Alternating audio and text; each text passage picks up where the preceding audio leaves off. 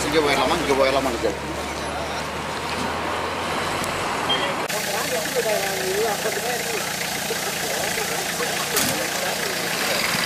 எனக்கு போதில் வந்து நான் உங்கள்கிட்ட கன்ஃபார்மாக சார் நான் வந்து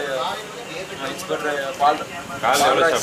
பால்துறை எவ்வளோ சார் கன்ஃபார்மாக நான் பேசணும் சார் கன்ஃபார்மாக நான் பேசணும் சார் பால்துறை தம்பி எவ்வளோ சாப்பிட்டேன் காலில் சாப்பிட்றேன் சார் அதே நைட்